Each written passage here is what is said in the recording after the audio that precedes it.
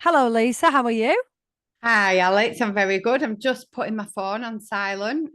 Oh, good, because you do fidget. Well, I am. My mum said this the other day. She said she watched the ADHD episode that we did last Yeah. week. Loved it. Has learned a lot. I think she might be thinking about going for a diagnosis. Um, she says I implant things into her brain, and she said I'm like Elon Musk. I just put things into her brain, and then she does it. But yeah, one of the things that she said is what she picks up on me is what a fidget I am on the podcast and moving. And I was like, you know what? I used to get on the sober sessions so like a bit embarrassed that I was Like so fidgety. paranoid. Yeah, I was paranoid and I felt stupid and embarrassed that everyone was more professional than me. And I think since having a diagnosis, I'm very much like, fuck it, it's who I am. I fidget, get over it. I play with my hair, I move, I look up, I look down. That's it.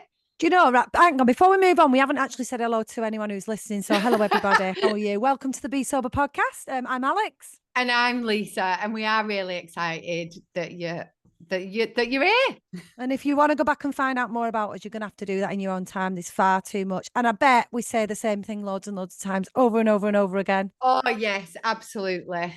When I used to teach, and I taught people who had diagnosed ADHD or even undiagnosed, actually, you could tell a mile off because they were the kids who actually were really understanding what you were saying and what you were doing when they weren't looking at you. And a lot of Yeah. my staff used to say things like, "Oh, I'm sick of them not facing the front." And actually, it was me that often used to say, "Why do they need to face the front as long as they're doing what they need to be doing?" Yeah. I So get it in I think I was schools. ahead of the times. Yeah, definitely. You must have been. I could have done with a teacher like you, I think. Oh, I Well, I don't know know. about that. I do. Well, maybe it had been picked up on and I wouldn't have had to wait till I was 45 Yeah, for people maybe. to notice. But I think that is definitely one of them. I know that. And well, I said this to you and Sam actually last week. I was Yeah, yeah. telling you both about that if I'm staring at you and looking at you in the eyes, You're I'm not I'm not listening. listening. All I'm doing is, do I look like I'm listening? Do I look like I'm listening? And if Yeah. I'm fidgeting, I'm listening. So yeah. We've got a really exciting guest on today, right? Oh So yeah, we it's really John have. Thompson, and John Thompson's an actor. And years and years ago, I used to watch Cold Feet. And Cold Feet was like the British version of Friends, but better. And I know that's really controversial because loads of people love Friends, but I absolutely loved it. It was set in Manchester about these six friends, three couples, and all about their lives and everything. And I was in love with it. And our friend Natalie, and me used to watch it on a Friday night. I couldn't remember half the episodes for obvious reasons. But I actually went back recently and watched it again with my daughter. And Oh, did you? yeah, yeah, not so recently that I can remember everything, but more Yeah. recently than like when it first came out all them years ago. And I also realised that another one of mine and her favourite shows was called the Flint Street Nativity. And every time I ever mention the Flint Street Nativity, everyone goes, "Don't know what you're on about, don't know what you're on about." And one Christmas, I don't even know the year, it was on live on I love that this is on YouTube and I've literally just watched you go like that when fully it was. wipe your nose. Yeah, it's not. I'm not wiping it. It's itchy actually. But anyway, it's got to keep happening. Never mind. I can't. Do you know? I've always It gave before me a I've flashback to always be gone like wild. this. I've always gone like this, right on my nose. I've always done it all my life. And my mum says, even now, can you stop doing that with your nose? I'm like, I can't. It's like irritating. I know. Do Fine. you remember it being wild? And I Yeah, remember you were just so you doing that, shocked. and then me and Lucy caught each other's eye, and you were like, I can't help it. Honestly, it's a full-on ingrained habit. It's not. There's nothing even wrong with it. But anyway, don't pick me up on it because I've done it all my life. I'm going to carry on. It's like you, your ADHD. okay, Fuck I'm it. It's so who I sorry. am. Right. Exactly. Embrace it. I love it. I'm going to embrace the nose sweeping. Sorry, guys. If you've got a full view of one of my nostrils, that yeah, I apologize.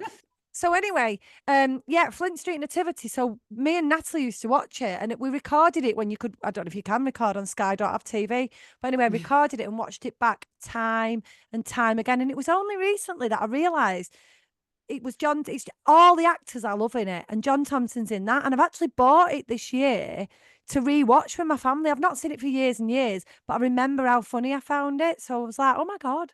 Oh, Yeah. that's amazing. That's so good. So this is weird because this time, because we know Ruth, I got a little favour from Ruth for one of my clients die, which I won't go into. And no, don't email me and ask me for any more favours or Lisa, we won't be doing it. But anyway, I did her a little favour. And in return, she said, you know, I know John Thomson and he's sober and I can ask him if he'll come on your podcast. This is Di, Di, my is it? That client. said Yeah, it? Yeah. Di's my PT client. So yeah, I'm quite interested and excited about this one. Yeah, I am. Do you want to know what I were up to this week? I know you know, but does everyone want to know what I was up to this Yeah, week? you start. I'm so sorry. I've Oh, for got to get a goodness glass sake. of water. I'll be 2 seconds. It's literally there. Do you But know she's got, go and do it. Stop talking. Go on. Go. Do you know she's done all right? This morning she came in, she sat down and she was doing something else. And then she just got up a minute ago. She said, I won't be a second. She disappeared. Right. I don't even know what the ADHD moment was, but she came back. She obviously found some tidying up to do or something because no, she I can't didn't. settle. What was it? So I thought You we've did got do tidying up first, no, didn't you? no. Oh, I had to do that one this morning, but no. I went upstairs for a wee, and then I thought, oh, you know what? Got John Thomson on, like he's proper famous. People might watch this one. I'll put a bit of lippy on, right? So I've just gone to put some lipstick on, but then like I didn't have my dint in my lip, so I just looked like I had a square lip. So then I tried to get my dint back in my lip, but then I wiped it. Then I ended up with it on my chin, and you can For see there my goodness chin's a sake. bit red from rubbing it. Anyway, I just got some tissue off, wiped the lot off, and I'm just left with a red chin. That was my ADHD Can I moment just today. tell you that this is from the woman, right, that last week messaged me and said, Alex, I want to make our podcast look more professional.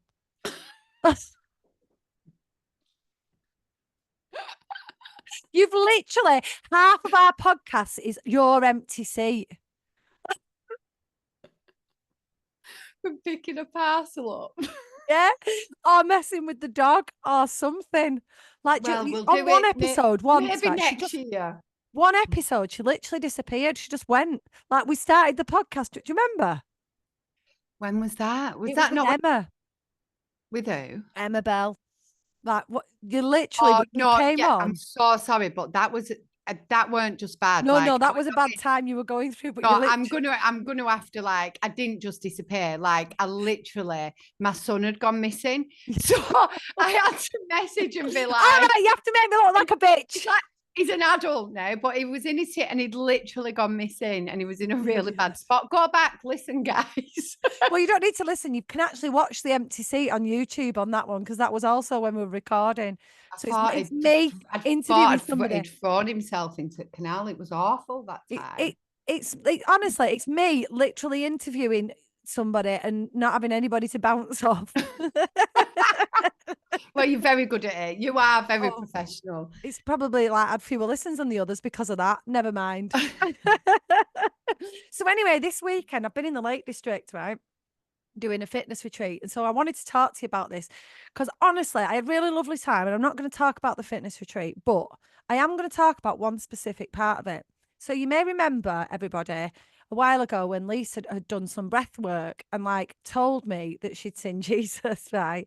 I'm I not didn't laughing say at it was actual Jesus, though. It was a no, the vision first of a time you man. told me, you said it was Jesus. You Well, did. that was for the dramatic effect, but it was a vision of a guy, and he looked what I would say Jesus looked like.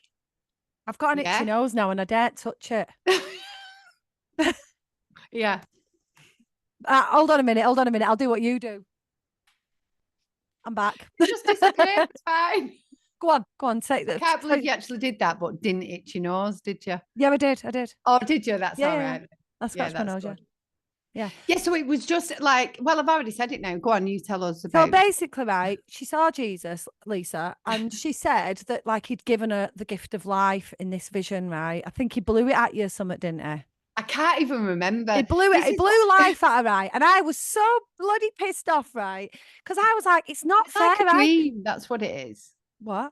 A vision. It's like a dream in breath work, isn't it? You're like in a trance state. It doesn't even matter what state you're in. The fact is, you saw Jesus and he blew life at you, right? And I was so annoyed at the time because I I'd think it recently did. started church and I was like, I want to see Jesus. I want to see Jesus, right? Because I go to church every week. So anyway, I let it go because I thought, you know what? I'm going to church and it's fine. I just want to tell you, right? And I know Joanne, who was on this fitness retreat, will be listening to this week because I told her she's going to get a mention. It's not going to be pleasant, Joanne. I'm still really mad at you, right? This is So why Jesus doesn't come to you, no, Alex. it's not. I've figured out You why need to Jesus don't learn. come. You need to learn forgiveness and let ego go and all these. I'm kidding. I'm kidding. Well, I think Jesus might be visiting you sooner next time I see you. If you carry on with that, you'll be visiting him. So anyway, right. So basically, they did this forest meditation, and during the breathwork part, Joanne said she saw this orange vision, and then it became like a triangle. I hope I quote this right, Joanne, and it went into Jesus's beard, and then Jesus appeared, right? But he was a bit older. So she went, and I said, "Oh, hello, what are you doing here?" So I was like, that was it. What are you doing here? You see Jesus and you just go, oh, hello, what are you doing here? Like, did you not have any other questions for it? Anyway, so I got mad all over again now. This is two people who have seen Jesus, right? I go to church every single week, more than once a week, and I've not seen him, but I figured it out and I feel all right about it. And I Go on. reckon it's because I am already fully in with the idea that Jesus exists and is there. I don't need to see him to know he's real. That So you don't need don't praying. change it in my mind because that's what it is. Okay. Do not discuss politics or religion when you have a drink. I always got told, like in pubs, they used to be like, "Don't discuss and don't do it sober either." It's just full on. Don't discuss it, is it? Isn't it? Ever? What? Well, no, I think you should discuss stuff like that. Oh dear. Yeah, definitely. Yeah, it should be a discussion. The end of the discussion. Well, you said that we weren't allowed to talk about No, it. you can really. It I am did. only playing. I am only playing, but genuinely, I was like, I can't believe this. I was so shocked. Yet another person sees Jesus. I know.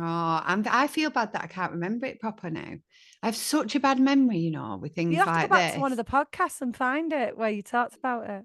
Yeah, I know. Because when you said that, then like breathing, like I do like remember something like that. I wanted to ask you something else as well, and this is like quite a boring topic, really. But I Oh was having a no. wee this morning, and I pulled the empty toilet roll tube off, and I I thought, did not know what you were going to say. no, That was awful. it's nothing bad. And I thought, I always end up with the empty toilet roll tube, right? And I know for a fact that my family leave one sheet on there so they don't have to put the empty toilet roll tube in the bin. Yeah, I think that happens in a lot of households. Do you? Yeah, yeah. It used to happen to like when all the kids were at home and stuff, that happened a lot. It doesn't really now. Both me and Rob probably equally changed the toilet roll if we finish I with think it it. happens with everything in my house: bottles, ketchup, juice, milk. I feel like everything that everybody uses ends up with the last little bit in so that I do it. I'm just checking my phone actually because I've just asked John, I asked John to text us if he was expecting to be on at 11 o'clock. No, he wasn't. We're all right. We're good. We're good. We're all right. We've only got another 15 minutes of conversations about toilet roll to do. Shall we wait? We panicked though, didn't we? We panicked because basically John came into the waiting room and I went, oh, he's here already. I know. Didn't want to leave him waiting for half an hour if he thought it was 11 o'clock. No, that's true. That is true. Yeah, we're going to pause now at this point. I don't think we've got anything else to say to each other. And I can also tell now, Lisa's made me massively look at how she's sat. Look, everyone, how she's sat. She wants to go. Should we get a brew? Do you know what? Honestly, Alex, Oh, I need to do my nose again. I'm so sorry. I know, but I've gone blank. I've literally gone blank. Like I knew this is really I'm wondering, people will either hate this or think it's really funny, right? But I know that we looked and you wanted to tell me stuff, and then for whatever reason, our conversation just ended. Then we've gone on to toilet roll, and I feel like we were looking like shit. We've got 15 minutes to fill before this amazing guest come on, and this could potentially make us or break us. And our conversation before having him on is about toilet roll tubes. Oh, like what the hell? It's Yeah, but gone. you know what? It's real. We don't edit it. It stays as it is. No, let's have a coffee. You Get go a and get coffee, a coffee right? too, guys, and get ready. Why would they get a coffee? They're going to be 30 seconds from hearing him. Well, they can pause it on the phone But or why the would iPad or the YouTube. Go and get a coffee because it's going to be interesting and they won't want to get up in a minute. Right, I'm going to pause. Like this bit's just a little bit, yeah. I don't think I'm really enjoying this bit. Get your coffee. See you in a sec. Hello. Good morning. Hi, John. How are you? I'm all right. Please The save sound us. should be- Honestly, you need to save us from ourselves. We've just done an entire intro and we tried to be more professional than we normally are and ended up talking about toilet roll tubes. Okay. Oh, yeah, Dental Dexter. We talked about toilet roll tubes because it's even really boring. Please saying don't do it all the again. time. Can we just, honestly, John, it's so lovely to meet you. And I think we Well, might look, have been are a we little bit recording this? nervous. Yeah, we're recording. you're We're straight recording in. You've got to save us. We're Yeah, straight yeah. in. And if you tell anyone about it, please tell them to fast forward it to this moment. Well, I just did a tour of the Fast Show live. It was a tryout, and it sold out almost immediately. So we're going again next October, and I did do Denzel in the show, and they got these toilet rolls that we use because they got a bulk buy because they get crushed normally. Anyway, in rehearsal, I stood on them, and when we took the 4 tubes and stood on them and see if they'd support the weight of a human man. And I put them on, and it did. It worked. It supported me, so we kept it in. So it does work. We have found the ultimate role. So there you go, right? So my conversation about toilet roll tubes does have a relevance There is a to relevance. John. Yes, there is. I don't There you collect go. them or anything. I'm not weird or anything like that. Well, I apparently am because all the empty ones get left in my toilet. For me, I do get to say. Years ago, I used to date a teacher, primary school teacher, who said, "Oh, keep all your toilet rolls." When I lived in a student flat with a lot of actors, she used to say, "Keep your bog roll tubes because I need them for crafting." And I did. I used to give them to her. In Blue Peter days, Yeah, everybody needed toilet roll tubes and washing up liquid bottles. Absolutely, yeah, absolutely. Just John, bringing it obviously it was Di, your friend and my client who put us Yeah. in touch with each other. And I told her I'd give her a little mention and say thank you Yes, of to course, her. Di obviously. Conlon, yeah. So one of Caroline's old friends, so Caroline Yeah. Ahern. So yeah, we're still in touch, her and Cal, and we meet up for lunch, and you know, and still reminisce about Caroline and other things, and yeah. So I'm still in touch with them. It's lovely. It is lovely. And you've just been on a very famous Northern show, haven't you? Very, very recently and continuing to be so. I am. I've actually finished. So if you know, we shoot in advance. So when I got there, it was just coming to the end of Halloween. And it was then, like in a week, it was Christmas. That's how fast the turnaround is. So you can tell by the cabin. So there were pumpkins in the cabin one week, and there's Father Christmas and selection boxes. Wow. So the turnaround is incredibly quick. So I did 3 months. I stepped in at the last minute as an emergency rescue, and yeah, it was great because I'd had a bad year work wise. I'd not worked as an actor for 8 months, and my work's my drive. So if I don't work, I get I get very frustrated. Bit twitchy. Yeah, a bit twitchy, and also I don't find it's hard to find joy in leisure pastimes because I feel guilty that I haven't earned them through work. Okay, that's interesting. Do So you you see- feel like you need a reward for doing the hard Indeed. stuff. Yeah. So if I'm working and because I'm a BAFTA member, I get to watch all the films. So I am working very hard at the moment because everything's changed. But this year's been a very bad year for actors. If you talk across the board to actors in general, the agents are saying were saying survive till 25 because it's been so bad. But there's lots of knock-ons from like writers' strikes and various things. So it's been a very, very tough year for actors this year. Like no auditions, nothing. Oh, wow. So yeah, so I had 8 months of kind of, and then carpet writing went into administration, which I did a national advert for. So that was a massive blow to me. So as soon as Bargain Loving Brits finished, I was like, now what? And there was nothing. And I was like, oh my God. So I was like, just waiting. And then I prayed for a job. I went, please, something come. And Corrie came. And then we came along and said, There will you you come are. on our podcast? Well, here I am. And you thought, this is an A-lister, gotta do it. Yeah. While you were down, John, that's what we did. We waited. Well, here I am. So yeah, I'm just about to do another emergency rescue package for a panto. So this one, I take it from what Di said, you're not feeling quite so glamorous about, but it's still a good gig. Yeah, it's still a gig. Yeah. But the thing is about panto, you kind of mentally prepare for it because you are married to that panto basically because it's twice daily. It's very intense rehearsals. There's a lot to remember. There's the choreography, the songs, everything. And What's normally, your character? if I know, well, I'm replacing Beverly Callard, who's not well. So I've had to step in at the last minute. She was playing Wicked Stepmother in Cinderella. Excellent.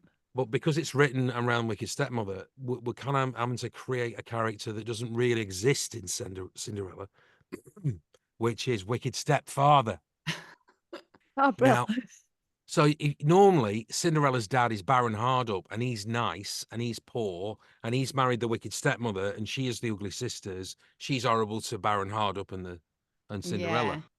But now we have to kind of rewrite the story where I presume my wife was the nice one and died, and she married me, and I'm horrible, and I've got these horrible daughters. Do you know what? I don't think this is a bad thing. I don't. So my eldest daughter is a stepmom, and the other day she was telling me her she's got Isabella, which is my granddaughter, and then a stepdaughter who's 5 or 6. And she said she went to put her to bed the other day, and she said something to her like, I'm not nasty or something like that. And Beth was like, what do you mean? And she'd heard a story about a wicked stepmother. So for some reason, Isla had took it upon herself that Beth was her stepmom. Oh, that's it. Beth, I'm so sorry. This has been the story of our morning. Come on, Lisa. I'm just not doing good today. I'm really not doing good today. I get it. Because fairy tales have always created, particularly Brothers Grimm, stepmothers as evil. Numerous of the that's what she'd said to Beth. Fairy tales. She'd introduced her and said, oh, this is my stepdaughter. So she'd been playing it around in her head, and when she got to bed, she thought Beth was saying that this is my naughty child and this is my good child. Do you know what I mean? Word step. Yeah, because it had come from there. I am so sorry. That's all right. No, I get it. It's stepmothers are synonymous with being evil, and therefore the daughter of the stepmother should be evil. There you go. Where's your panto, John? Rill. Oh, a lot of rescue. North Wales. Rill. Funny Rill. Pavilion Theatre. So I start that on Friday, rehearsals. Oh, fantastic. And we run from the 7th of December to the 31st. Oh, brilliant. So I'm just I love a packing panto. everything. I'm packing everything up now, but I didn't see it coming, and I was like, oh my God. So that's 2 jobs I didn't see coming that have appeared from nowhere. So I feel very blessed. I'm very grateful. It's not the first Christmas panto style thing you've ever done, is it? Because I realised a lot longer after that I watched it that you're in Flint Street Nativity, and I bought the DVD this year to rewatch it. The last time I watched it was whenever you recorded it all those years ago, but I remember I loved it. Oh, it's a cast of thousands. It's brilliant. It's like it was a great job that we shot that in Wales. Actually, we shot that. Oh, did you? Yeah, everybody's in that. It was good. It was great Derv fun to do. Cohen in it, and Frank Skinner. Yeah, Neil Morrissey, Steve Tompkinson, Mark Addy, Ralph Little, Josie Lawrence. God, there's so many names. Jane Horrocks. This is me just remembering. Were you a shepherd, if I remember rightly? I'm the school bully. kind of Oh, were you? grumpy. I I'm thought you were like dressed as a shepherd in it. I think I am Were you? kind of. I think the stories I wanted I wanted another part. I think I wanted to be Joseph, and I've kind of like let it fester that I'm not Joseph. Yeah, and one of the other actresses wants to be Mary, and she's going on the whole time. And the line that my friend used to just constantly put on repeat was, "She's not going to be Mary. I am," the whole time. Yeah, well, I think that's the thing. There's a brilliant social media clip of a kid going, "Mom, do you never guess what I am? Doorkeeper too." But he's so excited about it. It was a good Oh, part. So before he tells her it's a good part, it's a proper part. It's like a real part, like a main part. And she goes, "What is it? Go on." He went, "Doorkeeper too." And it's so brilliant because of the joy that he's got out of the fact that he's got a pretty poor part, really. oh. But it's I so remember lovely. Beth again, weirdly, coming home from school, and she was a Christmas tree one year. And I was like, flipping heck, a bloody Christmas tree. How am I going to make her into a Christmas tree? Oh, don't. Anyway, the play ended up, it was called The Christmas Tree. I was like, shit, she's the Okay, main right. part. All right. I was just thinking nativity, Christmas tree. That's a new kind of take on it. I Yeah, was thinking So, like they were all just right. gonna Okay. The she'd just be lead. stood Very there nice. like this at the back. Yeah, very I nice. always got narrator because I was crap at I was acting. always a narrator. Believe it or not, after that balls up this morning. Well, funny you should say nativities. One of the reasons I went into comedy was I had a beard that was on elastic and it was like made of horsehair or something. It was Yeah. really itchy and it had little fibers that would point upwards and tickle the inside of your nostrils. See, tickly nose. It's also relevant. And then I remember they went, behold, this is the angel like that. When the shepherds were sat there, and I sneezed, and the beard went shot up right in front of me face because it was on elastic, and it brought the house down. And I thought, oh, I like that. Oh, Going to that's comedy. It's just by accident, and I sneezed, and the elastic on the beard went, and the beard shot up, and the audience really laughed, and I thought, ooh, if only I could keep this in every night, yeah, you kind of got the I bug didn't though. right there. I didn't. I was a pro. You know what I want to talk to you about, John, because I know I've had a nice little look through your Instagram, and I saw that you just celebrated 17 years sobriety. Yeah, that's right. 17 years. That's incredible. And I was just thinking then when you were saying it's been a bit of a tough time for actors this last year, that this is probably a time when a lot of people turn to something like alcohol, and in the acting industry, especially, really.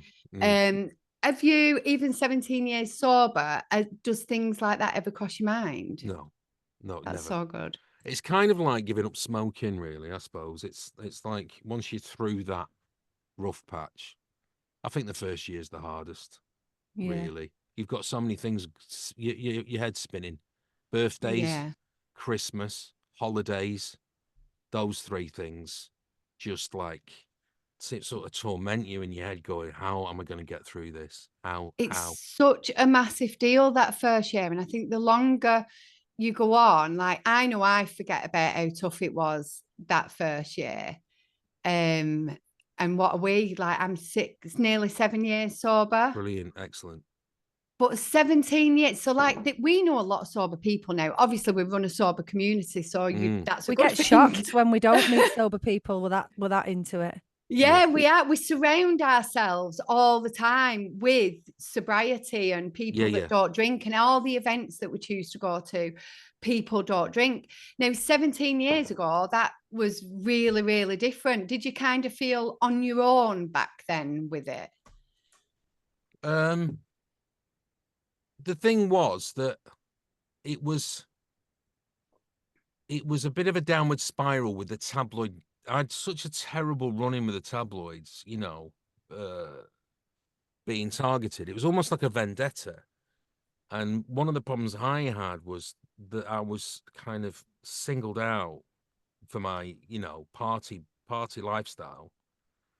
When I wasn't really, it really hurt me because I wasn't a bad person. I wasn't going out fighting or smashing up places. And because of the success of Cold Feet, they kind of they saw me, they actually admitted I was an easy target. So one of the problems I had then was it was a kind of downward spiral of, well, one of my coping strategies at the time was drinking. because of the pain of the intrusion in my private life, you know. So I'm a Yeah. bit shy on social media these days for the simple reason is that I use it as a promotional tool. I don't really, because my private life was used to sell tabloid gutter press papers. Yeah. I'm a bit shy. I mean, at first I used to, you know, really engage in it, but now I just felt that, well, why I don't really want to Mm. because you know, I don't know. Well, you've been hurt by it. I suppose a part of you's gone in, and it's an exciting opportunity. You know, the fame, the acknowledgement, people loving you, like all that must be quite addictive in itself, anyway. And then you've kind of give them a massive part of you, haven't you? And really, they've like took it away. They've took the piss, haven't they? See, one of the And problems just I had kind of, was when I was out and about, I didn't know if I was being recognised for my front pages on the News of the World or recognised for the quality of my work, you know. yeah, Another thing that yeah, was very hard, most people's battles with alcoholism is very private. Well, mine Yeah. wasn't by any stretch of the imagination. yeah. And that was hard. That was very, very hard to deal with. And also, it took 5 years of sobriety before people started thinking, well, is he all right to work with, you know? Which It's is not just fair, a is bit it, really? Yeah. because the people go, oh, we can't book him. I don't, you know, no, you know. And it was really hard. It was 5 years, you know. It was a slow climb, you know, to come round. And I've sued the newspapers for phone hacking and following me and all that kind of thing. And but what price can you put on that? What price can you put on the pain and the damage that's been done? You And can't. it is that. It's hugely damaging. I mean, It's monetary. It just doesn't really mean anything, you know. And I'm looking back now. If it had been, I've had a top flight American lawyer, they would have sued the newspapers for time at work lost for Yeah. what they did. Yeah. yeah. They would have done that. They would have included that into the damages. Isn't it wrong, that whole thing, though, as well? You know, like the fact that you've openly come out and said, I've got this problem that I'm dealing with, but I'm sober now. Yeah. Or whatever it is, however you went about it, I'm sober now. Isn't it wrong that people judged you as somebody who's not reliable to work with when you were actually doing something about it? And then you've got all these people in the background who are still taking drugs, who are still drinking alcohol, and they're still getting the Well, the work. journalists, you know, Yeah. Yeah. themselves. It's just a hypocritical notorious. thing. Yeah. Double standards. Another thing that you have to realize is that you have to know you're solid in your sobriety before you can come out. And one of the reasons I Yeah. came out was lack of work. You know, I had to say, look, I don't drink anymore. You know, please trust me. You know, and I knew that I was absolutely rock solid, and I had no intention of straying. Because it's a hard thing to do. Imagine that I had said that and then fallen off the wagon, and the press would have had a field day. But there's that old Chinese curse: may you live in interesting times. I never used to get that, but now I'm boring. I'm not. You can't write. There's nothing to write about anymore. Are you It's happy just- being boring, though? I am. Do you know one of my favorite things is JOMO, which is the joy of missing out. Yes. When you we receive love that phone call and they went, Jomo. I'm really sorry that charity ball's not happening anymore. And I go, oh, really?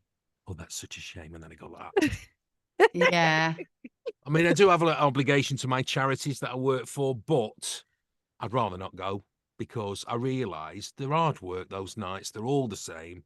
And the reason why people drink is to get through the night. It's Yeah. the same with anything, whether or not you're in the public eye or Like not. because weddings we and say that, and that. all of those things. People go, can you? Oh, they went to. I remember someone went, "Oh, I went to a Muslim wedding. There's no alcohol." It was awful. And I was like, "Is that all you can? Is that all you went for? Is it not like a celebration of their happy day?" You know, Yeah. it's like this country's a mess, really, because we are. I don't know what it is. I'm Irish by birthright, and I think the Celts have a terrible problem with alcohol. Yeah. Well, the Scots, the Welsh, the Irish, just it's in you. It's kind of pre-programmed, I'd Yeah, say. yeah. Oh, it's definitely pre-programmed. I think we grew up, didn't we, Alex? Basically in the 90s and the ladette culture, and Yeah. like we both grew up in pubs as well. Don't worry, it's peach So tea. we used all right. So we kind of used alcohol. They weren't an option to not drink. That's what it felt like. Like I didn't know people didn't drink. Does that even make sense? Like we drank when we was happy, when we were sad, when at funerals, Course, any weddings, like excuse. every We single excuse. worked behind the bar as well, Lisa, didn't we? And you know, like when Yeah. we worked behind Lisa's mum's bar together, and it was like, get one for yourself. Well, we took that literally. We did.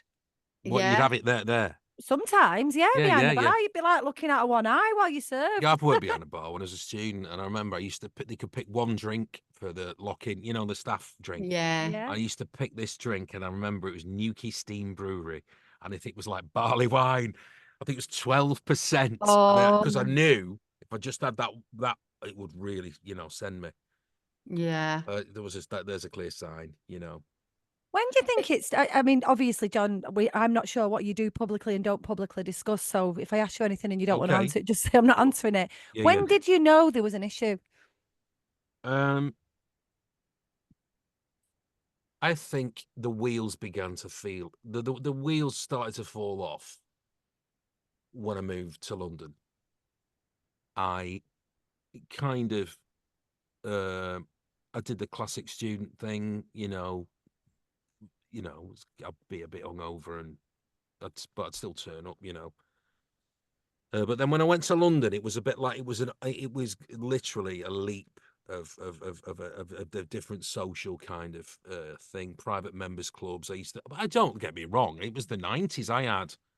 We had Blair's Britain, and I used to hang around with the most amazing people in Groucho Club and Soho House, and I had some amazing friends. I'm not going to name drop, but you could the beauty of those places was you could go in on your own and know someone. Yeah. And then just have a night with them, and it'd be different people every time. You wouldn't have to arrange to meet anyone. You just go and go, hey, oh, right, yeah. But there was a lot of cocaine, and there was a lot of alcohol, and it kind of like it was just a habitual, I mean, but we're all at it, it was like birds of a feather flock together, and I loved it at the time. But then timekeeping and just unprofessional, really, behavior, not unreliable. Always one thing I really do not miss is that thing of going to work. Like say Cold Feet, you've got like all the houses but built on one level on ground floor, but like everyone's house, kitchen, bathroom, bedroom is built, for almost like for real, And I remember David and Karen had the nicest house. Yeah, they did. If I'd have seen off, I'd go and get in their double bed and go, oh, brilliant. Sleeping off a big night, that thing. Like the other morning, I got picked up for work at 5, and I just thought, I feel great. Yeah. Feel great. And I did a It's 13-hour so day. good, isn't it? I remember trying to did a get a little nap. 13-hour day. I was exhausted. I fell asleep, actually. I don't do this often. I fell asleep on the sofa that night because it was just kind of like just so intense. Yeah, that thing of going total darkness outside, just looking out the window waiting for the sun to come out and feeling fine. That's great.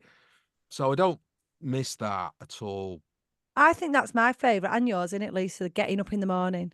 Oh, I love all of it, me. I love not drinking every single minute of every day. I'm just because I'm so sober.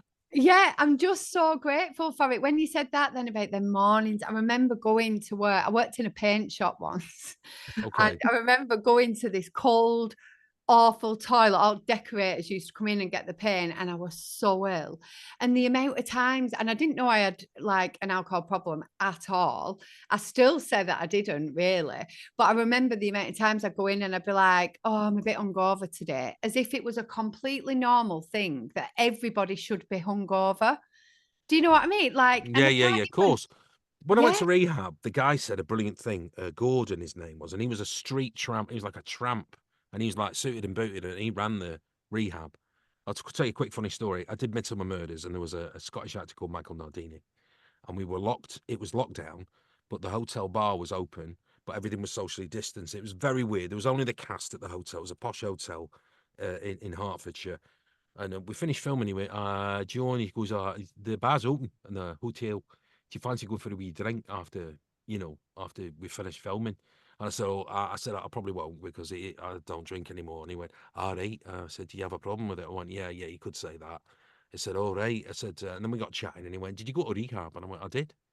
I said, I went to rehab where you come from. And he went, oh, where? And he went, I said, I went to Castle Craig in Peebleshire. He went, oh my God, you went to Alcatraz. That's what it's known as. Alcatraz, I love Alcatraz. it. Alcatraz. It's tough, really hard there. So I did 6 weeks there. Yeah. But I fell off the wagon though, because I got married. I wrote a full diary. I mean, like handwritten. It's like a book. I wrote a diary there, and I knew I had my stag do and my wedding coming up, and I just thought I don't know how I can do this. And I did. I did drink on my stag do, and I did drink at the wedding. But that was 2005, and then I got sober in 2006, and it was just after Christmas, 29th of December. I was in the Beetham Tower Hilton Hotel, and I'd been in there for a couple of days, drinking the minibar, going out, coming back, minibar, just by magic. That was replenished by the booze genie. I drank that dry. And then on the 29th, I just looked out the window. It's pouring down, and the rain was coming down the windows. And I went, I don't want to do this anymore. I don't want to do it. I've just had enough. And that was it. That was my last drink in there. And it's 29th is also Tony Hopkins, Sir Anthony Hopkins' sobriety birthday. Oh, well. really? He's 45 years plus now. He's 45 He's amazing, years. isn't he? I love him on Instagram. He like dancing around and playing his mad, piano. Isn't he? He's great, yeah. But he's so like with it. He's absolutely on the ball. Yeah. He was diagnosed with Asperger's very late in life, in his 70s. I don't even. Yeah, I was going to say he's in his 80s now, isn't he? Yeah. But when you have a read through for a film, yeah, he's off the book. Honest. Yeah, he's learned it. No one else is everyone else is reading it. He's like, just sitting back watching everyone reading it. Just knowing. My auntie met him, she was, I'm pretty sure she'd bumped into you guys as well once. But anyway, you won't know by name, so that's irrelevant. But she she bumped into him in a convention. She used to do a lot of business travel, BTI, Hogg Robinson. She was the director for. So she organised a lot of the travel for actors and so on. And she was at like some convention thing.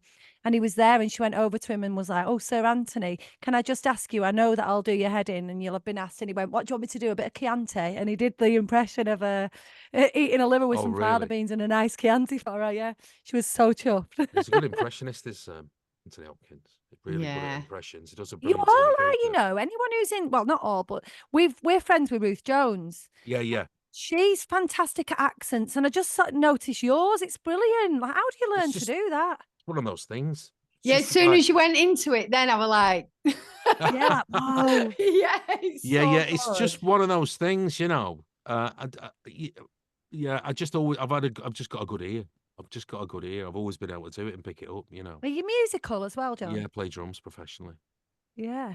Well, drums is like. I saw that actually about the drums. Yeah. Drums is kind of. I know a lot of drummers are great mimics, because if you go to a drummer, they know exactly what you're talking about and they can play it. You kind of like orally say if they know what that means.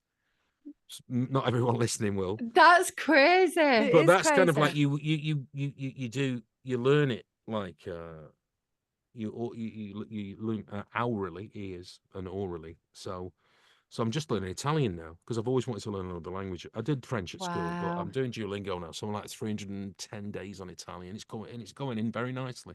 It's keeping your brain active as well. Yeah, definitely. But you often find people, I can't do, I'm musical. Lisa's musical, but neither of us are very good at accents, to be fair. What do you play? Me, I play the church organ. Oh, do you? Wow, that's what pull out all the stops, literally. Oh, she's absolutely incredible. That's amazing. And what do you play? No. Well, so like what she's done there, right? The spoons. She's just put it down, John, but it's not triangle. Right. First of all, I'm just going to say, Lisa was in a brass band and played a solo at the Royal Albert Hall. I did when I was very young. I played the card. We went to a school and it was very brass band. Yeah, it was. We were both in a brass band. I played drums in a brass band. Yeah, I actually really loved it. I did get kicked out of the band because I went to a party, got drunk, and some lads threw my cornet. and school kicked me out of the band for it. And that's when things started to go a bit wrong, to be honest, because Yeah, I thought, because well, bands stuff were it. good girls. But Yeah. also she plays, sound bowls. Yeah. Sound healing. So she's not putting it together. Yeah. She does. She is musical. Singing bowls. Yeah. Yeah. Yeah. Very I Buddhist. did one last night, actually. I can see him in the background. Okay. I thought I'd left him out. I brought him in and put him on No, the I see table. Buddha. I said that it's Oh, very right. Buddhist, the singing bowls. Yeah, I see Buddha in the background. I wanted to ask you again, sorry, I'm going to go back to your sobriety and what have you, because I just think, did you do it alone, or like when you came, because I know it must have been so hard. So what kind of support did you have? Lindsay, who worked at Baby Cow, she was sober, and she's a bit of a kind of rescuer. She's like a 12-stepper, and she should see that wheels were falling off with me, and she said, you should go. I decided on, you have to know. That's the thing. You have to know when you have to go. Yeah. You can't just be pushed there, I mean, I know in America they have family interventions, don't they? And they're kind of like dragged off, Yeah. I don't think that's it's not going to be if they don't want to go, it ain't going to work, you know what I mean? So I'd had enough. I just wanted to go. So Lindsay, very kindly, and I'm not the first, she suggested firstly Hazleton in Arizona. And I looked at the price and I went, no. But I did pay for my own rehab. I did pay for it. And it's the best money I've ever spent, to be honest. So yeah, I went to Castle Craig, and like I said, you go up to step 5 with a 12-step program there. And then, like I said, I stayed. So I've been to the Priory for 10 days before, but I didn't really get it. I was convinced I was all right. I didn't really have I thought I didn't have a problem. And then I did that.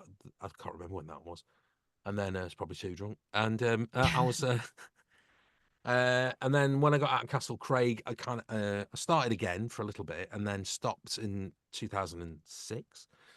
And then after I decided to stop, I went to a few meetings, because so someone suggested that I do 90. Is it 90 meetings in 90 days? Oh yeah. Now the I've idea heard behind people that is doing that's it. not in the blue book. So that the blue book's like the Bible for the Alcoholics Anonymous.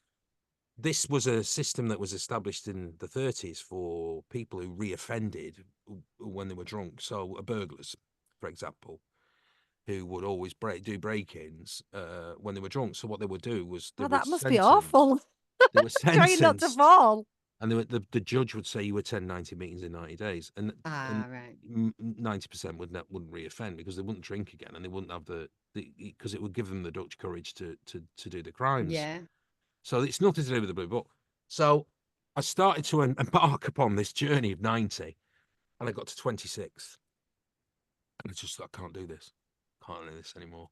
So they say, don't pick up the first drink and get to plenty of meetings. So I just don't go. I don't drink. I don't pick up any drink. I don't, and the temptations completely left me, really, because I know what it's associated with. It's just like one thing I forget about, though, the money I'm saving. Oh my God. We must save a fortune, Do you know what? It's unbelievable. I've got an app. You put on but yeah, I've got an app. Can you just tell us, because I saw this on your Instagram actually, how much you'd saved in that 17 years? Was that the post that it was on? Yeah, it's £28,000, I think it was something like that. I feel like it were even more than that. Was it more than that? I'm going to have to go and check. I'll have to check. I don't know. So she's checking now for you, John. Don't worry, look, she's on it. Yeah. So I'm 6 years old. I still vape a little bit because I need a vice. We all need a vice. As long as it's in moderation, as they say. So I vape a bit, but I gave up smoking 6 years ago. I don't gamble. I do actually. I've just started playing the lottery because I'm broke. So I do Euro Millions and one lotto a week just to see, to tell you the story. I wear glasses, but it's not a strong prescription. I woke up and I just grabbed my phone and it went, "You've won National Lottery," and I went, "What?" And I had no glasses on. I saw 3.2 and I went, it's literally put my phone down and went, true. Yeah, picked it up, £3.20. But you had that moment. How good to have that moment. I had that moment. Put my glasses on, £3.20. You kind of not right. I'm going to tell you how much you've saved. That was last year, was it? Yeah. So because you'll be 18 years this December. Is that right? Yeah, but this is pre This is, yeah, 18 years. I'm 18 this 29th of December, yeah. So this is at 17 years. And if you would spend £80 a week on alcohol, I Yeah. really want people to hear this, because 80 quid a week, that's like less than a Average. night out sometimes, never mind. Yeah, I all mean, the I rest. think I'm underestimating there. Yeah. Yeah, I think so. massively. I'd have spent 80 quid on a Friday. Yeah, that's the thing. 80 quid a week, £70,000. Bloody hell. You've been just think 70 then. grand. I just think now, right, as well. I had this moment, and I've got to say, you're actually a grown up now, because you're 18 soon.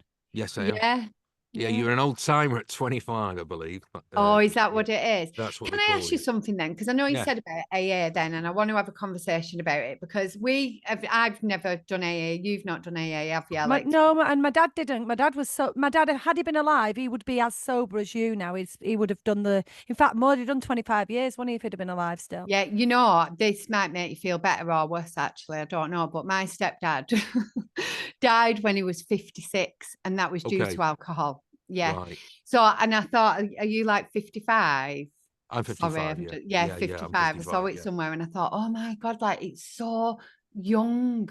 Like you've got so much life ahead, and like it just made me really sad to think that my stepdad like left us at 50 and due to alcohol. Do you know what I mean? So he never got sober. No, he didn't really know that he was an I was going to say, he wouldn't have alcoholic. known he needed to, would he? No, but he did know. You know what? He actually did. We ran a pub, and I remember, I've said this before, he would come in, say on a Monday, and he'd be like, Lisa, please, if anybody comes in, will you tell them that I'm not here? And he would like try and hide upstairs to try and not drink.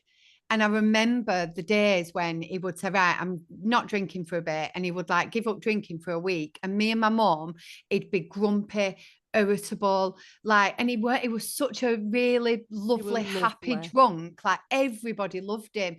So when he stopped drinking, it was like, oh, fucking hell, will somebody get him a drink?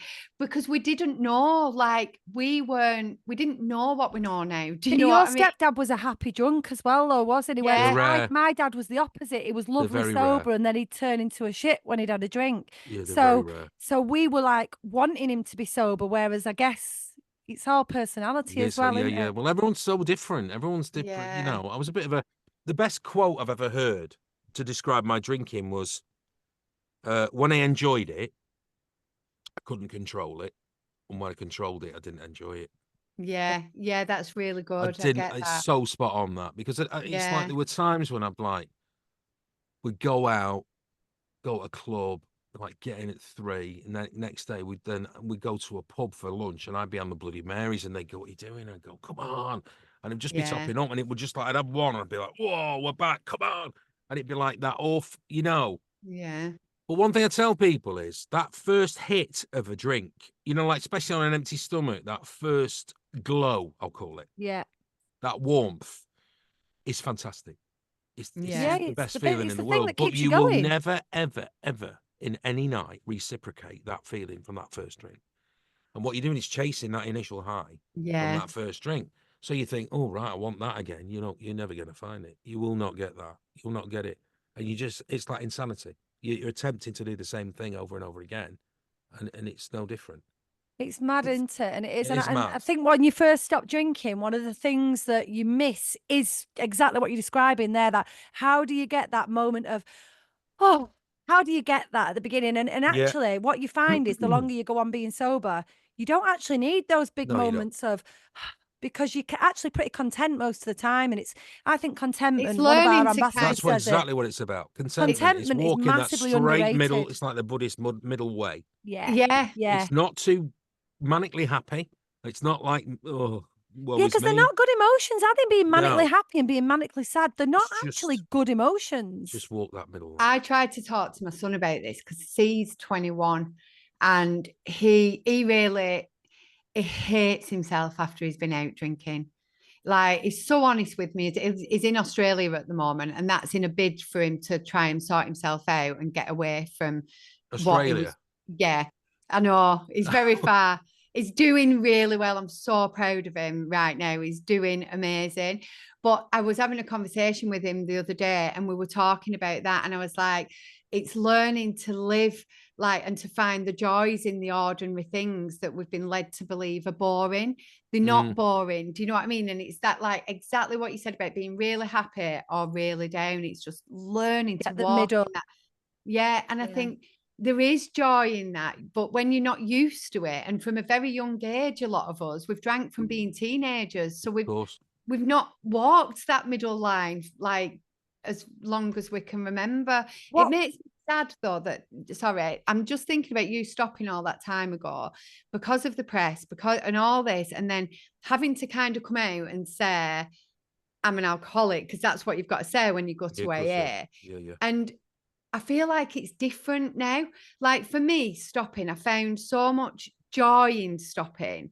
And I find with a lot of people that have been to AA, they feel like they're missing out, that they're different. I was just going to ask you to go back to the AA bit, and this was it. What you were going to say, And I find that dead if it hard. works for you, it's a brilliant organisation. Yeah. It's fantastic.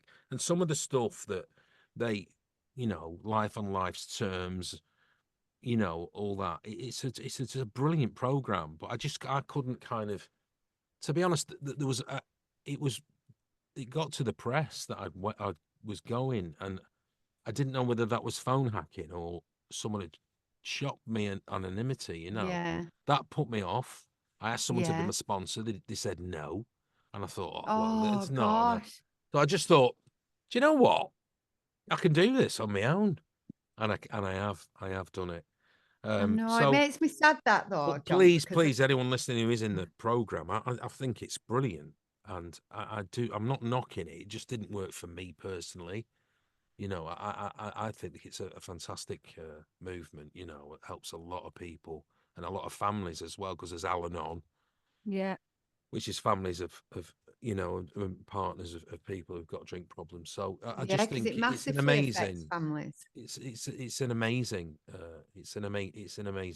organization, and it's free, and it's I remember saying about the Priory. I went, I said it's AA for $2,000 a week, but it's AA for AA and bed and it's an AA bed and breakfast for $2,000 a week. But the Priory's an acute mental hospital. You got to remember, it's not just alcoholics in the Priory. There's there's all different problems in the Priory, as I found out, which was a bit of a shock, really. But the press was so all over me. I went to the Lancashire Priory, not Altrincham, and they sent a helicopter up and tried to find me. That's crazy. It just seems crazy. They got wind of that I'd gone to that one, and I had to go inside and hide because they wanted to try and get a long lens photo of me. It just seems so mental that he's flying low, and I went, I think I know what's going on here, So, also I got done for drink driving. One was a mercy mission that I didn't really want to get in the car, but someone had a poorly son, and I said, okay, I'll drive you. And it was very unfortunate, the circumstances. I overtook a police car that had stopped somebody, and there was a right turn, and he pulled me, and I said, why have you stopped me? And he said, well, you didn't take that right turn. I went, no, I was indicating to overtake you. And he went, right, stop. He went, take this, and I was just over. So I got done, and then 10 years later, I got done again, but it was my fault that time. And I thought, well, I'd heard that if you get done 3 times, it's custodial. And I just thought, I can't go down. No. I can't. That's another major reason. Despite the fact they were 10 years apart, I just thought, I can't do time. Oh, no, it'd have been awful. No. When we were younger, though, I feel like everyone drunk drive. I got in car loads with my mum and stepdad. My dad drove all the way up Blackstone Edge on the wrong side of the road to practice for Corfu, visiting relatives. Oh, we have a sherry, yes. What would you want? You go and do the rounds at Christmas, and it would. Yeah, everyone. It's just now it's so unheard of. But when we were younger, it wasn't. Terry got pulled. He got done once for driving home from my stepdad from the pub to his house. The police pulled him, and he literally put his hand and went. and drove home. So they went, "What on earth are you doing?" He said, "Well, I was nearly home, weren't I? I might as well park my car up than you pull It's me unbelievable there." the way it's changed. And he got done. And yeah, it's just Is it Scotland where it's no drink? You can't have any. There's somewhere. It's one of our I think it should be none. I think it should be it's absolutely no drink. zero tolerance. Yeah, And I another do. thing, someone came up with the idea, and I think it's brilliant, that your boarding card for the plane. Oh yeah. Yeah, 3 drink minimum. Yeah. Stamped. Do you know when I got Because air rage refused is a alcohol once, massive John? problem now. On a plane once, I was, because we also lived out in Cyprus, both of us, as like younger adults, and that we used to both probably drink drive then as well, because everyone was doing that. Nobody cared because it was all backstreet lanes. Yeah. Obviously, I'd never dream of doing it now, but I once was coming back from Cyprus to home, and I must have been that pissed. They refused to serve me alcohol on the flight. And I didn't think that I was that bad. But yeah, they actually said, no, you're not having it. You actually got refused on the plane. Yeah. I am so glad I worked with you. But you know why I did though? So embarrassing. Yeah, but you know, when I actually look back in hindsight, that was me being really uncouth. So I'd gone on the flight and I was coming home on my own to see my parents. And I'll talk to anybody. Not so much now, but before when I was drunk, honestly, I'd be doing press ups on the floor just to show off, arm wrestling men, you name it. I had no shame whatsoever. Still don't feel that embarrassed about it. I actually think I was quite funny, but that's another story. Really good at them press ups. So I was telling Rob about that the other day. Well good. I was really good. One-handed. No, I couldn't do it one-handed. I would have fallen over. But anyway, I got on this flight and I got chatting to these 2 guys, and they were saying, "Oh, should we get a drink? Should we get a drink?" And I was getting silly and rolling up grape skins and I don't know. See, it's so embarrassing, this story, because I promise you I'm not like this. But rolling my tongue up like that and spitting bits of grape out onto the chairs, like, I don't know why. I would never behave like that in a million years. But obviously, looking back, I wouldn't have been as quiet and discreet as I thought I was being. I'll have been a nuisance on the flight. I mean, that's just if I saw someone behaving like that, I'd go mad. I'd go absolutely mad. And I'm not talking a kid, John. I was like 30. Okay. Well, we all have regrets. Well, it sees you in a different light now. It's a whole different light. Honestly, I have no idea why I would behave like that. Like, that is just not something I would do. But I talk about it. I guess I am slightly ashamed of that, but only because it happened. It's all right. You're in a safe space.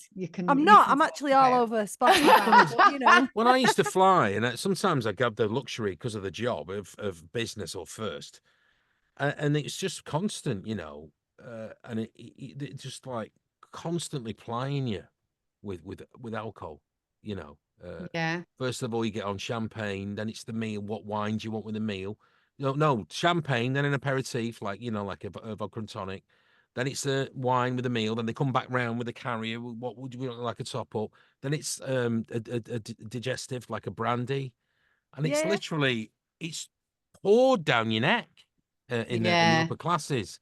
But I'm like, it has to be. I think it should be a thing that really, because sometimes they forget, and I go, no, sorry, I said no. Like when you ask for the vegetarian meal, it should be said sober, because it's embarrassing. Keep saying because. Unless depending on I think that it's got to change. Like, when I get on a plane now, I always take our be sober stickers, right? Stickers on the menu. And every single time I get on a plane, I stick it right next to either the gin and tonic or the beers that they're going to buy, or because it annoys me. I think I went to Costco the other day and they were offering like drinks out, alcoholic drinks out.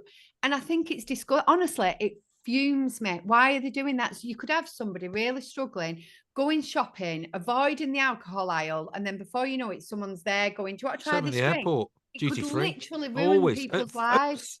5 a.m. Yeah, they're doing testings. Yeah, it's like how many back people in the day, I'd have been like, sorry, I didn't quite get the flavour of that one. Can I try that one? And be like, that's how I would have been. I would have been like, oh, lovely. But my ex was like that, every time we went to the airport, I'd think, oh no, here we got. As soon as we walked through that bit where they're offering you drinks, would you like to try this? That kind of. But it's funny, isn't it? Because all those things about like being an alcoholic that we, like I've said, oh no, I'm not an alcoholic. I wouldn't do that. But things like, the stereotypical things of do you drink in the morning? Do you drink spirits? All of those things that you kind of think, check, I don't do that, check, I don't do that. All bets are off when you go to the airport, aren't they? 4 in the morning, 5 in the morning, 8 in the morning. It don't matter, It's does it? Everybody's unbelievable. on it. I mean, Glasgow Airport, I just couldn't believe it. It was just carnage. But looking back, I used to drink early. If I'd do it, and then I'd go in the lounge and I'd have a drink.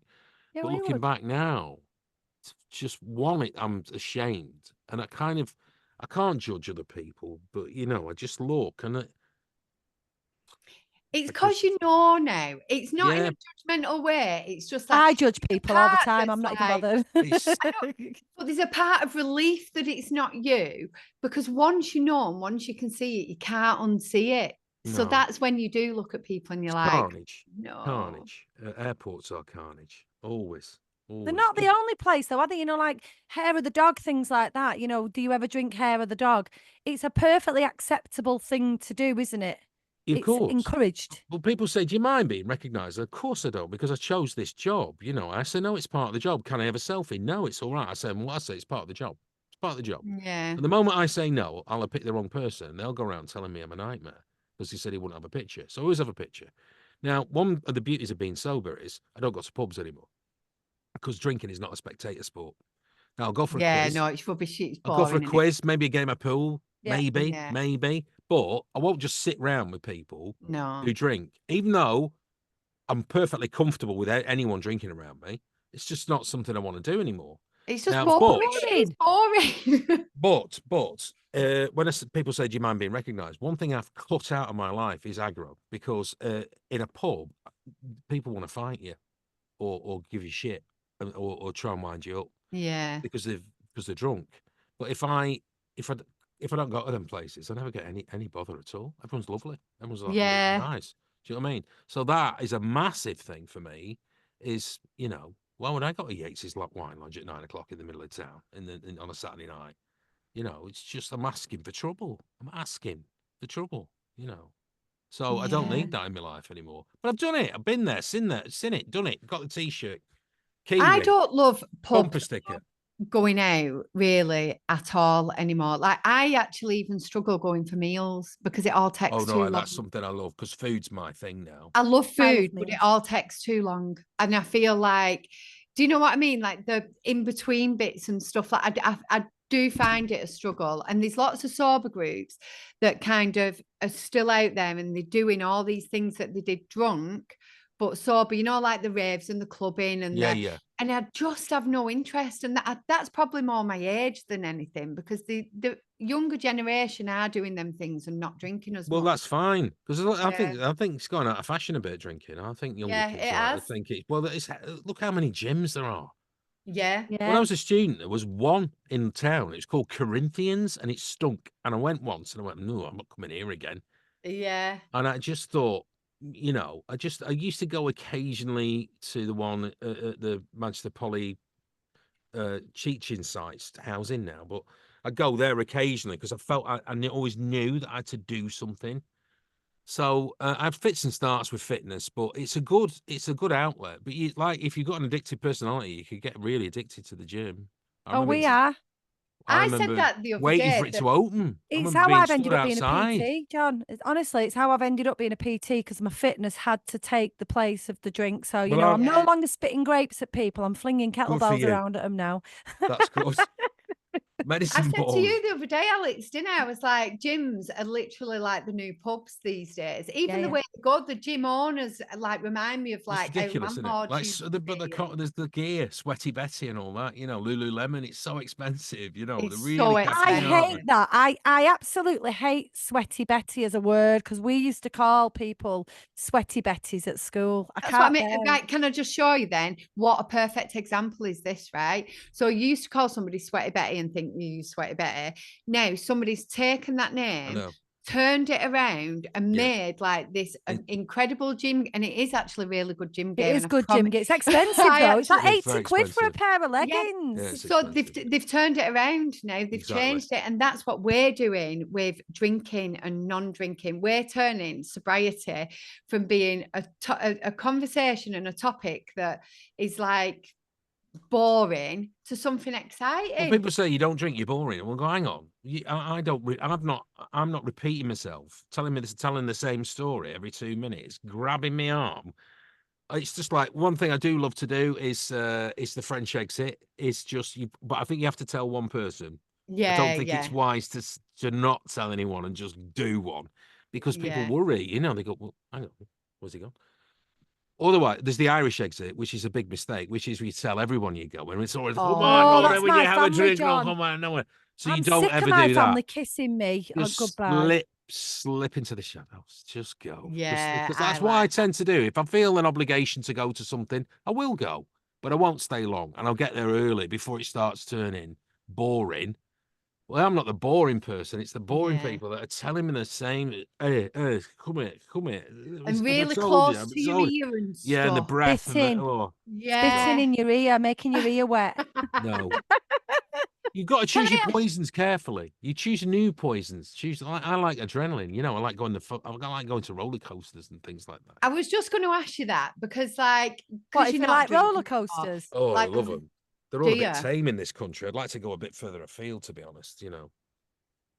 Have you jumped But when out I of a got plane sober, like and I think it'd been 2 years, I did Jack Osborne's Adrenaline Junkie, and Jack's sober.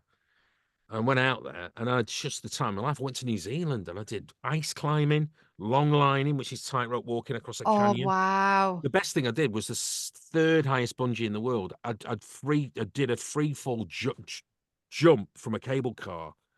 I think it's 128 meters. Like it's Blackpool Tower, top of Blackpool Tower. It's like jumping off the top of that. Oh, Couldn't do that, John. I could not do that in a million years. You stick a camera on me, I'll do anything. I just thought, I'm not going to bottle this. I'm going to do it. You know, it's like another thing I did. They said, would he eat the world's biggest breakfast? And it was really hard. It was like 10 of everything. It was in West Horton, a place called Mario's Cafe. And they said, will you do it? So I kind of prepared myself. And because I said, like, I'll do anything, stick a camera on me. And I did it. And I don't know, like I couldn't eat the toast because he wasn't allowed to drink any liquids. Anyway, at the end, he said to Mario, they went, how's he done? He went, he done very well, you know, I tell you.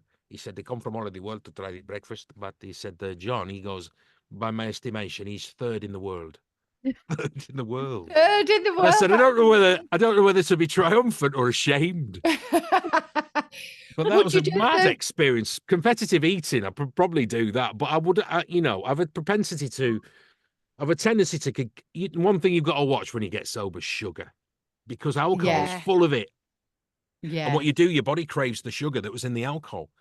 And people go, oh, champagne's not fattening. Well, it is if you have enough. And so's like vodka and tonic, you know. There's sugar in that, even if it's slimline tonic. A lesser so, like than beer, you know. But I think one thing you've got to watch is, you know, if you choose your poisons carefully, is I love chocolate. Not so much sweets anymore, but good chocolate. Yeah. I can't leave it alone, and I've just got to watch. So after Corrie, because I just didn't have time, I've started doing yoga every morning now. So I've gone 10, now I'm on 15, and then I'm going to move to 20, just to get. Because I remember I did a training video called P90X. It was beach bodies thing and I did it, and I got ripped. I got a 6-pack back in 2013. But the only way I could do it was I was on my arse. I don't work. So I just trained every day. Yeah. And I did it, you know. But it's like, I think one of the things that once you get you get a few years under your belt with giving up drinking and smoking as well, you start to think I can achieve a lot more. You get a sense in yourself that my discipline is so good that I've got, you know, there's not a lot. I would never want to do, this is what I've always said, I would never want to not excel about, I would never want to not excel in something I liked. Yeah. I would always want to be really good at something I liked. If it's something I didn't like, it doesn't matter. But I'm one of those people that if I do it first time and I kind of go show some promise, like temping bowling or clay pigeon shooting, I go, right, I love this because I'm all right at this. Have And another Yeah. go. I'll better myself. But like the Italian and the yoga thing, you've got to keep coming up with things. Do you reckon Yeah, it's and 1,000 stuff. hours before you can become an expert at anything? Like, Right. I mean, in fact, it might even be 10,000. I might have underestimated that. I used to be a teacher. I hope it's 1,000. I feel like it's 10, I you think know. I feel like I've got 21 that wrong. time. But it's so many hours before you can become an expert, and it's just nobody's naturally I gifted think at 21 anything. times is the moment the brain. That's a habit, yeah. Yeah, A to create a habit. new habit. Yeah. 21 times for a habit, and I'm sure I'll have to find the figure now because I can't remember whether it was 1,000 or 10,000. But I reckon if you search how many times do you have to do something to become an expert at it, it'll tell you. But anyway, as a teacher, we used to say 10,000 hours. I think it's 10,000 hours. So if you Yes. think about all the time, I was an expert at drinking. Definitely Oh. had 10,000. Do you know what though? By saying that amount of hours, how my brain goes, it's like, That's too many. yeah, like Can't I'm be bored arsed being of an it. I'm expert. bored. Yeah, I'm bored. I don't. If whatever I loved, if you Shall said I you've look got what to it do is? this many hours, I'd say, you know what, I don't even like it anymore. I'm not doing that. Shall I See- find out how many hours it is? Do you want to think I have a fascination of discovering new soft drinks? So I don't really do the non-alcohols. Literally, I wanted to ask you that because they've got Heineken Zero in the Rovers. Yeah, I don't. know. It's a bit of a dangerous area that Right. because people go, 10,000. is it 10? Yeah, Expert. 10,000 hours. Yeah. Well, I'm definitely an expert in alcohol then. Yeah. So was expert. Ex-expert. Expert. So Break it up, Alex, into days for me. Because I Oh, can't, okay. I know, but it won't work in my I'll brain. do it. I'll do it. Carry on okay. talking. Go on. You do the math. You do the math. So there's so many. I tried seedlit. I think it's watery. I didn't like Yeah. that. I like Sentia. That's good. Oh. GABA, that stuff. That's nice. We had Professor David Nutt on the podcast, you know. Did you? I quite Yeah. like that, and I think I'm not sure. I think you do get something off it. You know, I'm not entirely sure. You do. I think the red one. I did fall asleep. I fell asleep from the telly, but that might have just been from grafting. But I don't. Copperberg cider I've done, but it doesn't taste like cider. Some things No. are so like the real thing. I don't see. The reason I drank was to get the feeling. Yeah. Yeah, yeah. To get drunk. I didn't. Yeah, not I the didn't. I didn't taste. sample. I didn't savor the ice cold. It was just in the end. It was just how pissed can I get and how quickly. Yeah, So- yeah. To be honest with you, I think most people do that. A lot of people say, I like the taste, but you're like, do you though? Because if you No. like the taste, you'd be on the zeros. It's bullshit, that. I've been on holiday and we've met people on holiday and they went, "What's that you're drinking?" I go, "Well, that's a Shirley Temple, which is a kids' mocktail, which is ginger ale and grenadine." Yeah. And they've gone, "Oh, that's nice," and they've gone like, you know, it's more refreshing than Yeah, a it's so beer. nice. Alcohol ruin. What I think when you sort like you've done it for a bit, you do realize that the alcohol actually ruins the flavor of the drink. Like I used to like rhubarb gin and tonic, and then a shop near me brought out rhubarb tonic. So that with Course. ice, Yeah, that is so Corstons is really nice. That apple and rhubarb soft drink, that's so Yeah, nice. just That's so really lovely. nice. Lisa, there are loads of- 59 weeks. 59 weeks. So it's just over a year's worth of doing it in Right. hours. Right? How many Right. hours a day? Well, if you were doing it 24 hours a day. See, I knew you'd ask that, and then it's going to That's take it away. 24. That's You're not allowed to solid. sleep. You can't do that. You can't do that.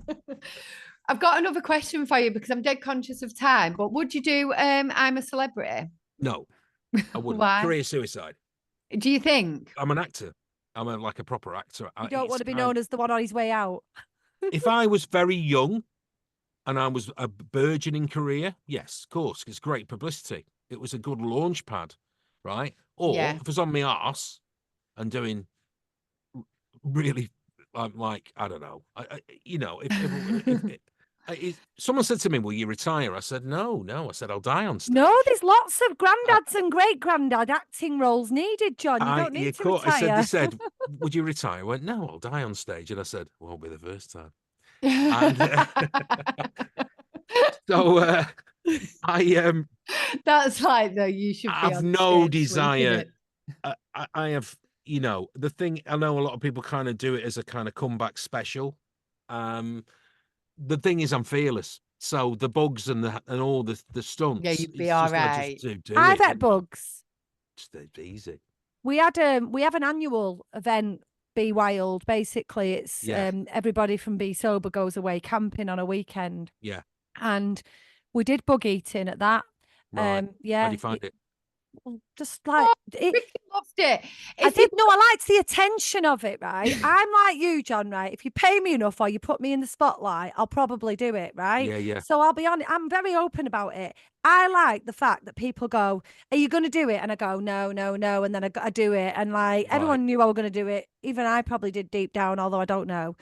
But I did it. How did I find it? It was like eating how I imagine eating toenails is. What was it though? That Like you I ate? ate some Mealworms. mealworms, I Yeah, they're ate a very dung dry. beetle, I ate a water scorpion, and I ate a leg of a tarantula. Are these dried out? Right, yeah. Yeah, yeah. There used to be a thing in Selfridges where you had like a scorpion in a lolly. Do you remember? And you'd Oh, all yeah. sorts of things. Do you remember all that stuff? Yeah. Yeah, I do remember that. Yeah. But Yeah. yeah, but it's not, in honesty, it's not that bad. It's just to Not say that you. bad. I couldn't eat a I do live one. things to say I've done them.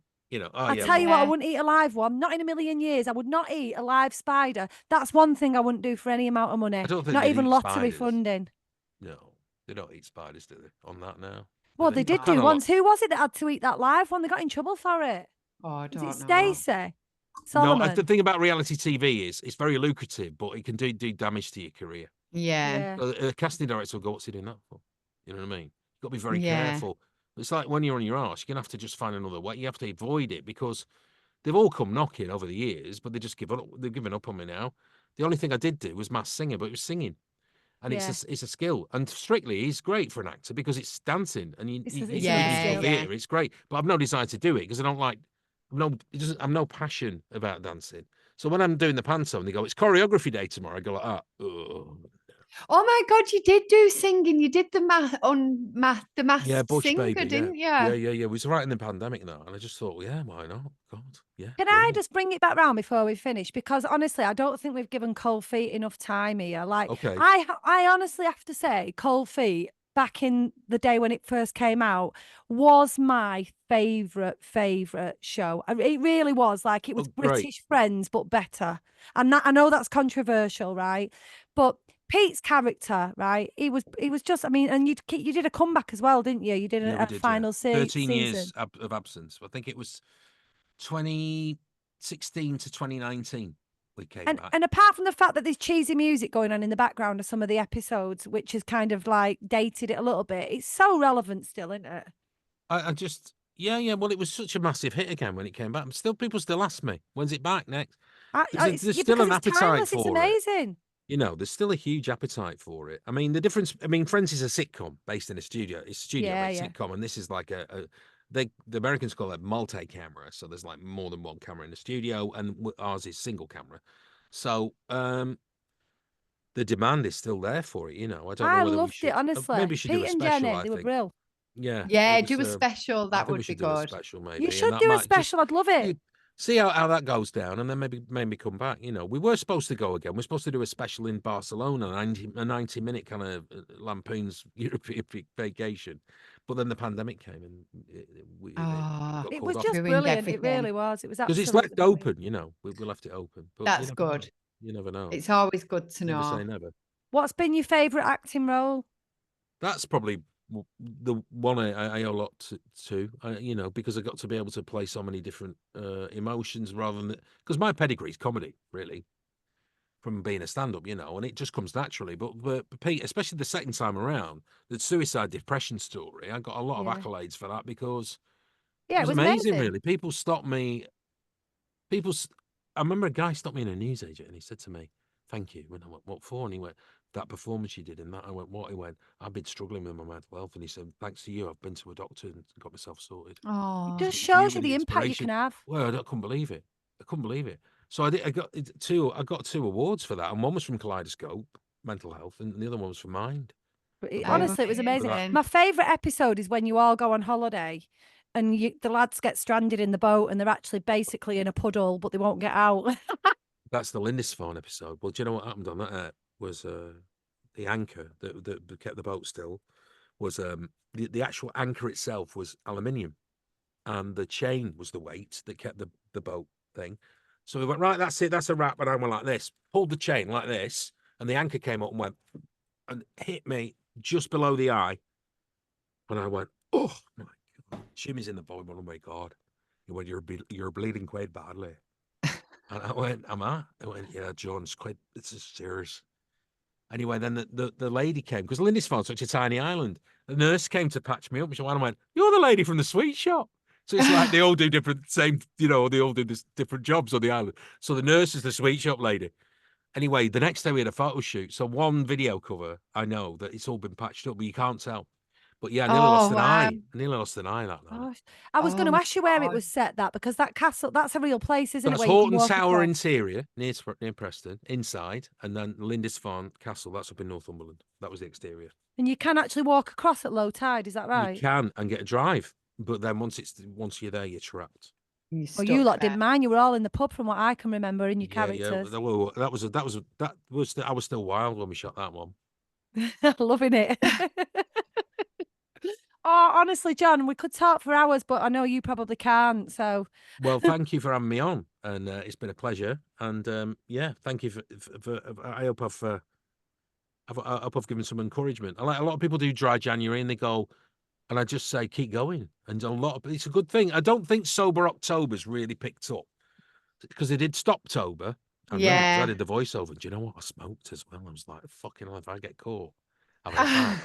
You little rebel. I did the voiceover for Stoptober. Anyway, but I did give up in the end. And that's so funny. So yeah, sober October doesn't seem to cut it, but I know exactly why dry January does, because it's just been that indulgence.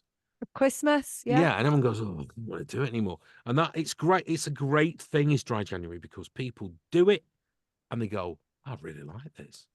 Carry on. Let's crack on. Yeah. Some people look forward to it, don't they? I think because they know Christmas usually comes with drinking, so January is something where they can look forward to. Yeah. I think what I'd like to say for dry January is that at the end of it, you can carry on if you want to. And also, you don't have to wait till January, because you can have a sober Christmas. Best thing I've ever done. Yeah. What would you say about, before we go then, top tip for Christmas for everybody, because this will be out before then?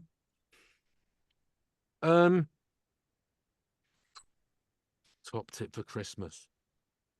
It's not about the booze, Christmas. It's just not. That's not what it is. That's not what it's about.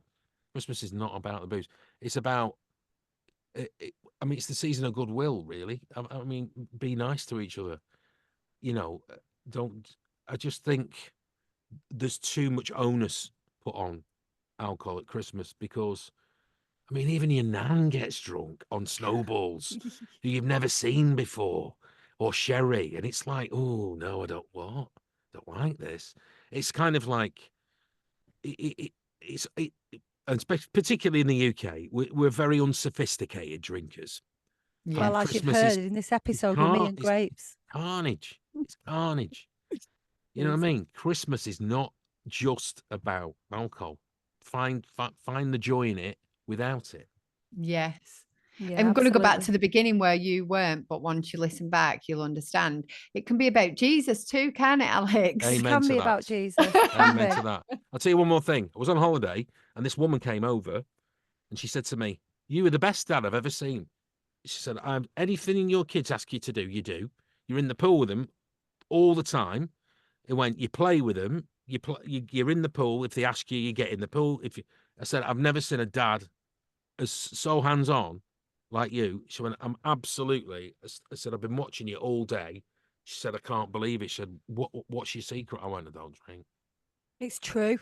It's true. See, that's another podcast episode there about how you can spend time with your kids. Yeah, don't drink. She went, right, get it. Okay.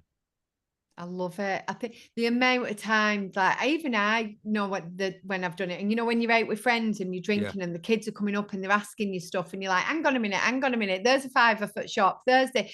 People don't realise that that's what they're doing, and then these kids, like, it's learnt behaviour, isn't it? Well, my eldest won't remember when he doesn't remember me drinking. Yeah, my eldest has never seen me drink.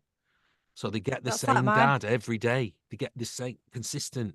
Yeah, That's the so good. beauty of, that's one of the greatest things about this is consistent, reliable, and totally predictable. There's nothing to fear because I'm always Yeah. there, because I don't change. Do you know what I mean? Yeah. Alcohol, it can really, really, It really does ruin change you. It fully relationships. changes you.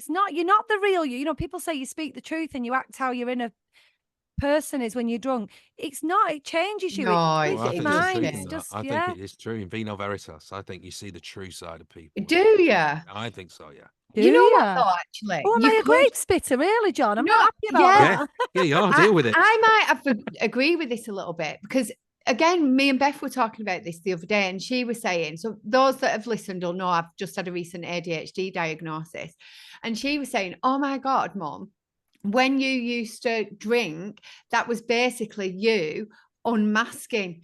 That was who I'm you were." horrified by the real me. I need to go and do some more work.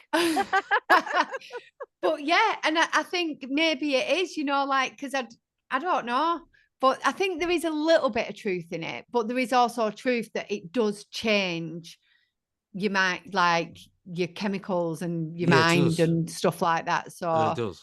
but Well, I You've hope had yeah, an so. ADHD diagnosis. yeah. Funny that, because I went to a therapist, she went, I think you got ADHD. So I You did know an what, online John? I questionnaire. didn't want to say it before because Alex says that I keep diagnosing people, right? But It's like You what he diagnosed says me I with am. autism, John. Don't worry. Yours is no, that was the ADHD autism guy. He diagnosed you with that. Well, he said it weren't a diagnosis, but he suggested it to you. Everyone's on the spectrum. Yeah. Everybody. Well, you need to go and listen to that. Like our last episode that's out now. Please go and listen to it Okay. because it's about ADHD. So are you going to and tell I John you think- think he's got ADHD? No, he told me first. Have you been I officially was- diagnosed? Yeah. I rang my mum and I went, Mum, I think I've got ADHD. And you know what my mum said? Oh, I've known for years. Yeah. That's what she said. I've known for years. Just laughing Honestly, about it. I get it. The stuff that you were saying, even throughout this, I thought I can't say it again because I keep telling people, No, I know. and I like they kinda might know. take offense, and I'm I'm not not going to. bothered though. I'm not bothered. Please go and listen to that episode. All right, if you okay. do something, Who's your today. guest? What's your guest name? It's I'm worry. blaming this on ADHD. It's James Brown. James Brown. Oh, I can't forget that. Yeah, hit me. There you Okay, that'll go. be easy, yeah. Yeah, James All right, Brown, and I brilliant. really think you'll get a lot. In fact, my mum is thinking, and she's very close to going getting a diagnosis. I think after listening to Okay. that episode. The Yeah. only reason I would have got a diagnosis was to get a sunflower lanyard in the pandemic because it opened a lot of doors. Oh, we had one of them anyway, us too. Did you? Yeah, Yeah. we did. Yeah. Yeah, we just got them. You could No you could buy mask. them online. You could get on the flight first, if you got one Yeah. of them. In Yeah. fact, my With all the Beth drunks. did, yeah. Yeah. You see, we could get away with quite a lot more, I reckon, because we weren't in the spotlight during the pandemic of whether we were following rules or not. So we just didn't. Fair We we were basically living life like Boris Johnson. Alex. It's true. It's true. See, and that's why she thinks I've Anyway, got if autism, I it reckon. happens again, then come to us. I'll get you a sunflower lanyard. Okay, thank you. Oh, it's been lovely. Thanks so Lovely much, to John. talk to you. All right, And good you, luck. Have a nice oh, Christmas.